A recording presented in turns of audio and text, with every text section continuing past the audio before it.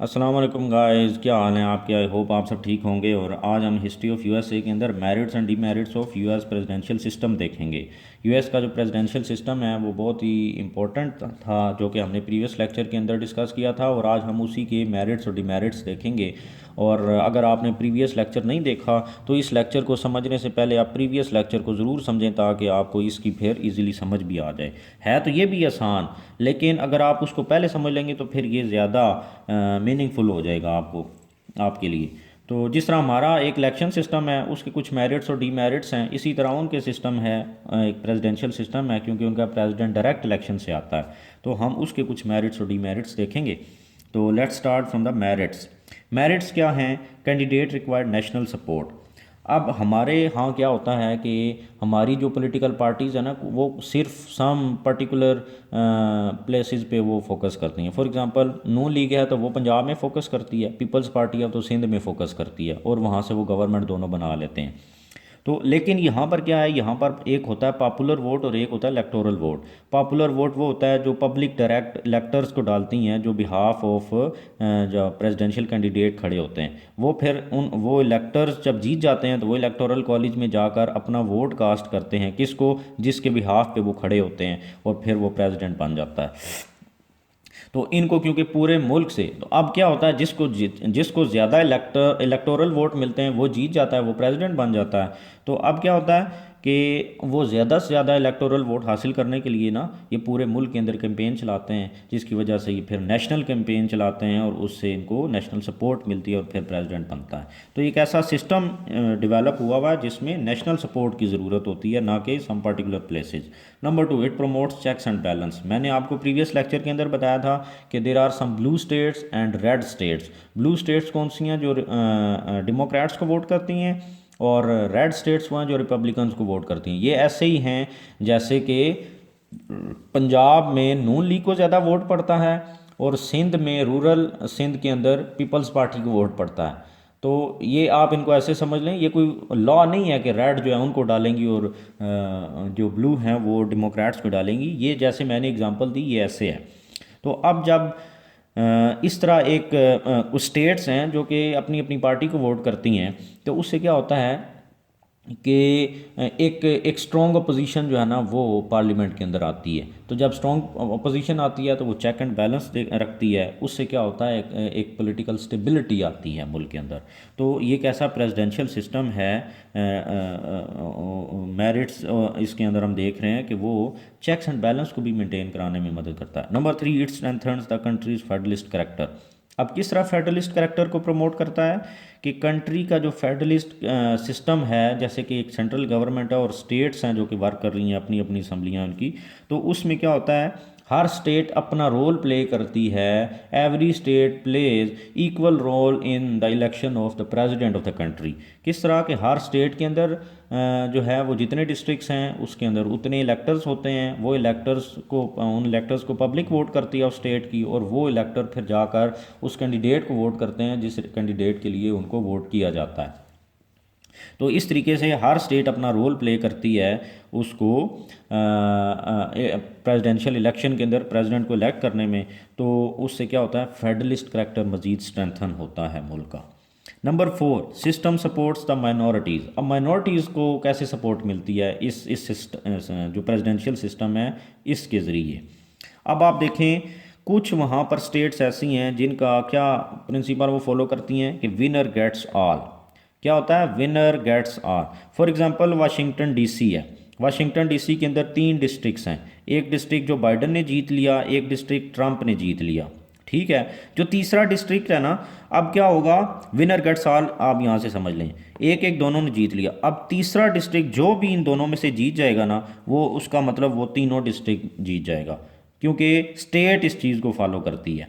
तो अब होगा क्या कि अगर इस स्टेट के अंदर कोई माइनॉरिटी एग्जिस्ट करती है तो माइनॉरिटी का रोल यहाँ पर बहुत ज़्यादा इंपॉर्टेंट हो जाता है।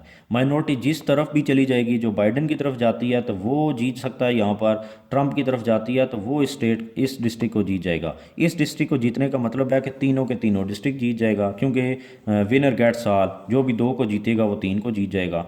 तो ये चीज़ जो है ना माइनॉरिटीज़ के रोल को ज़्यादा इंपॉर्टेंट कर देता है। तो जब वो जीतते हैं तो फिर क्या होता है, थ्रू आउट द गवर्नमेंट वो फिर इनके राइट्स को प्रोटेक्ट करते हैं, इनकी इनकी जो चीज़ें हैं मतलब जो डिमांड्स हैं उनको फुलफ़िल किया जाता है। तो ये एक ऐसा सिस्टम है जो माइनॉरिटीज़ को सपोर्ट दिलवाता है। Number 5 promotes democracy. अब आप डेमोक्रेसी कैसे प्रमोट कर रहे हैं सिस्टम के ज़रिए, कि आप अगर प्रीवियस लेक्चर के अंदर देखेंगे तो आपको पता चलेगा कि ये 2 साल का लेंथी प्रोसेस होता है, जिसमें सबसे पहले पार्टी इलेक्शंस होते हैं और पार्टी इलेक्शंस के बाद फिर क्या होता है, ऑफिशियल इलेक्शंस होते हैं। तो पार्टी इलेक्शंस इतने डीपली होते हैं कि वहाँ पर डेमोक्रेसी फॉलो की जाती है।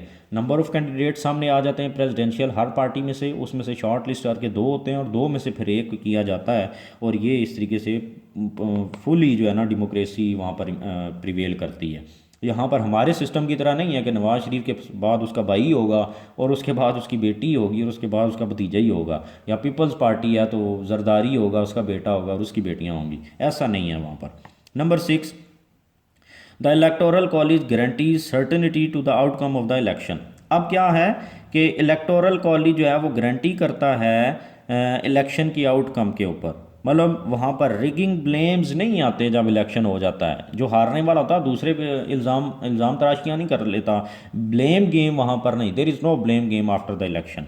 तो यहाँ पर क्या होता है, अब आप देखें ना 277 ईयर्स गुजर गए इस सिस्टम को बनाए हुए, और क्या होता है कि सिर्फ ओनली 5 टाइम्स ऐसा हुआ है जब धांधली के केसेस हुए हैं, और वो भी कहाँ पर, यहाँ पर इलेक्टोरल कॉलेज के अंदर जाकर, कि लोगों ने वोट किया, पॉपुलर वोट किया उन इलेक्टर्स को। वो इलेक्टर्स क्या करते हैं कि वो इलेक्टोरल कॉलेज में जाकर जो ट्रंप के बिहाफ पे वोट लेते रहे हैं वो जो बाइडन को वोट कर देते हैं, या जो डेमोक्रेट्स के इलेक्टर्स थे वो वोट कर देते हैं किसके कैंडिडेट को, रिपब्लिकन के। और रिपब्लिकन के कैंडिडेट जो हैं जो वोट हासिल करते हैं रिपब्लिकन के लिए, वो जाकर किसके कैंडिडेट को वोट कर देते हैं, डेमोक्रेट्स के।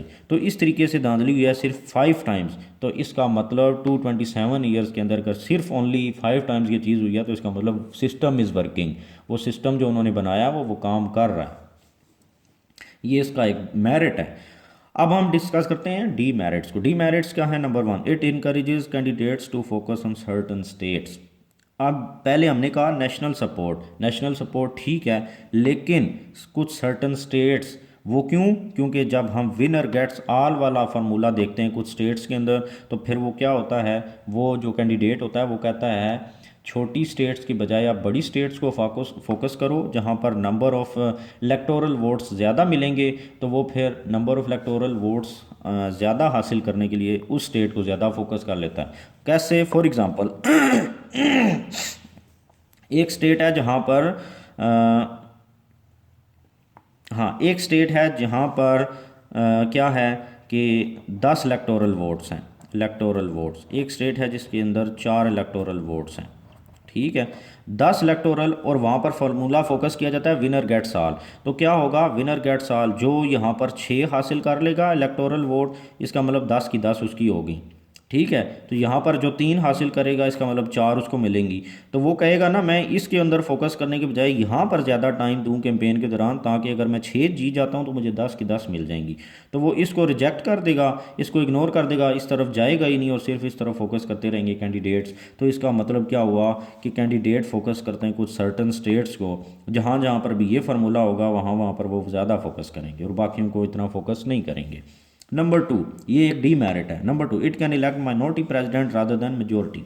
अब किस तरह है, माइनॉरिटी प्रेसिडेंट कैसे इलेक्ट हो सकता है, क्योंकि ये लोग जो है ना ज़्यादा फोकस करते हैं इलेक्टोरल वोट को, और पॉपुलर वोट को सिस्टम इतना ज़्यादा फोकस नहीं कर रहा जितना करना चाहिए।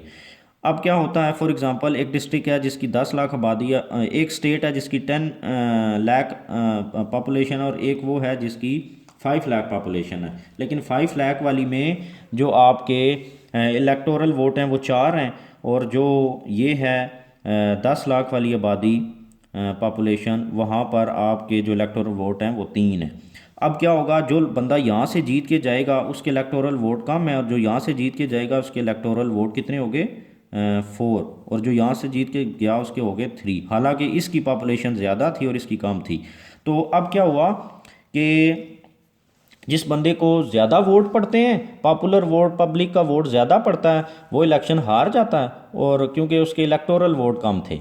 और जिसको पब्लिक कम वोट करती है, क्योंकि वो उस स्टेट में से जीता है जिसके इलेक्टोरल वोट ज़्यादा थे, तो वो जीत जाता है। तो एक ऐसा सिस्टम है जो पब्लिक जिसको ज़्यादा वोट करती है वो हार जाता है, और जिसको कम वोट करती है वो जीत जाता है। इसकी एग्जांपल इस तरह है कि 2016 का जो इलेक्शन हुआ था ट्रंप और हिलरी के दरमियान, तो ट्रंप जो था उसको 3 मिलियन वोट कम पड़े थे हिलरी से, मतलब हिलरी को 30 लाख वोट ज़्यादा पड़ा था ट्रंप से, लेकिन वो फिर भी हार गई। तो ये एक डीमेरिट है। Number 3, discourage people from taking part in the election. अब कैसे है कि अब देखिए ना, पब्लिक ने वोट किया उन कैंडिडेट, उन इलेक्टर्स को जो किसके बिहाफ पे खड़े थे, जो बाइडन के। उन्होंने क्या किया, इलेक्टोरल कॉलेज के अंदर जाकर ट्रंप को वोट कर दिया। जो बाइडन के लिए पब्लिक ने उन्हें वोट किया, उन्होंने जो बाइडन को वोट करना था इलेक्टोरल कॉलेज में, लेकिन वहाँ पर मिली भगत करके उन्होंने ट्रंप को वोट कर दिया।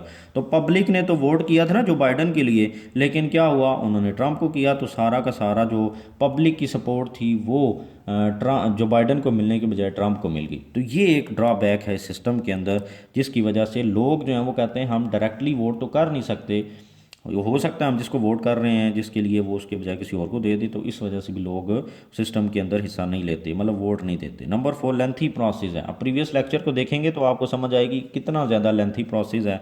2 ईयर्स लग जाते हैं इस सिस्टम के अंदर इलेक्शन कराने में। तो ये थे हमारे मेरिट्स और डीमेरिट्स। आई होप आपको समझ आ गई होगी, मैंने बहुत डीपली समझाने की कोशिश की है। जब आप प्रीवियस लेक्चर को भी देख लेंगे तो फिर आपको ज़्यादा समझ आ जाएगी कि इलेक्टर्स क्या होते हैं, पॉपुलर वोट क्या होता है, इलेक्टोरल वोट क्या होता है। तो आपको फिर ये इजीली ये लेक्चर भी समझ आ जाएगा। अगर आपको मेरे लेक्चर समझ आ रहे हैं तो काइंडली मेरे चैनल को भी सब्सक्राइब कर दें। Thank you very much.